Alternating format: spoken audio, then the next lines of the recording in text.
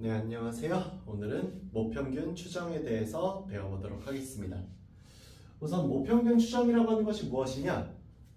어떤 모집단이 있어요. 그 모집단이 아무래도 이제 우리가 이거는 통계가 왜 나왔는지부터 생각을 해봐야 되는 게, 모집단을 다 전수조사할 수 있었으면은 표본이라는 개념 자체가 나오질 않았을 거예요. 근데 아무래도 이 모집단이라고 하는 것이 조사하기가 너무 힘든 게 비용도 많이 들어가고 시간도 많이 들어가다 보니까 이걸 조사할 수가 없었던 거죠. 그래서 평균을 구하고 싶어도 구할 수가 없는 상황이라는 겁니다. 평균이 존재한다는 것만 알죠. 그래서 우리는 구하기 쉬운 표본을 n개를 뽑아서 평균을 x바로 내는 것으로 표본 평균을 구했어요.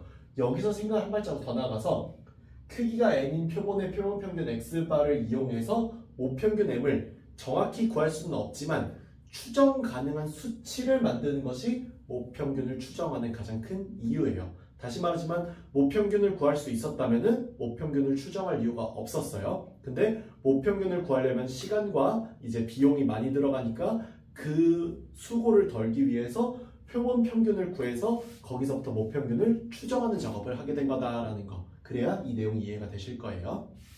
그래서 그 모평균의 신뢰 구간이라는 게 나오는데, 이 신뢰 구간이라고 하는 것은 정규분포 n을 따르는 모집단에서 크기가 n인 표본 평균을 x바라고 했을 때예요. 이 표본의 표본 평균 x바라고 했을 때 다음 부등식의 범위를 모평균의 신뢰 구간이라고 하는데, 이게 무슨 말이냐? 내가 어떤 구간을 설정할 거예요. 부등식으로. 그럼 그 구간 안에 모평균 m이 있을 것 같은 데를 이제 신뢰 구간이라고 불러준다는 거예요. 그럼 모평균이 여기 있을 확률 몇 퍼센트, 모평균이 바깥쪽에 있을 확률 몇 퍼센트를 따져서 신뢰 구간을 나타내는데, 신뢰도 95%의 신뢰 구간이라고 하는 것은 이 안에 있을 확률이 95%인 거고요. 신뢰도가 99%인 신뢰 구간은 뭐예요? 이 안에 있을 확률이 99%인 거죠. 말 그대로 바깥쪽에 있을 확률 5%, 바깥쪽에 있을 확률 1%. 아까 그렇게 되겠죠?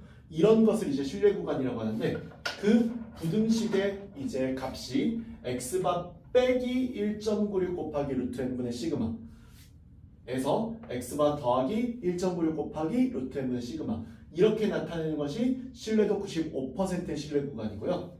x바 빼기 2.58 곱하기 루트 n분의 시그마, x바 더하기 2.58 곱하기 루트 n분의 시그마로 나타내는 것이 신뢰도 99%의 신뢰 구간이에요. 그럼 여기에서 모 표준 편차가 5인 모 집단이 있고 크기가 100인 표본의 표본 평균이 40이라고 했습니다. 그때 신뢰도는 당연히 95%라면 40 빼기 1.96 곱하기 2분의 1보다는 모평균이 크거나 같을 거고, 40 더하기 1.96 곱하기 2분의 1보다는 작거나 같다. 왜냐? 표준 편차가 5고 크기가 100이면 루트 100이 10이 되니까. 이런 식으로 해가지고 이거 계산만 하면 답 나와요. 뭐 실제 계산값을 해보면 여기가 마이너스 0.98이니까 38.92보다는 크거나 같고 40.12이네요. 39.0이네요. 이건 실수했어요.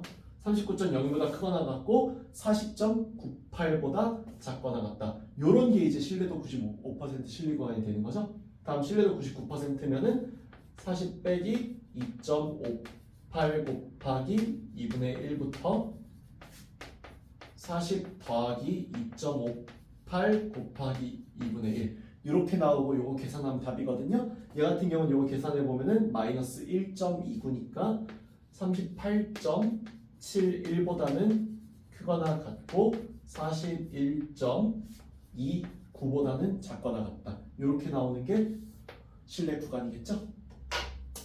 이상 여기까지 해서 모평균 추정에 대한 얘기는 마무리할 거고요. 다음 시간에는 이제 신뢰 구간의 길이, 그 다음에 오차, 그 외에 여러 가지 모평균 추정의 특징에 대한 얘기를 해보도록 하겠습니다. 감사합니다.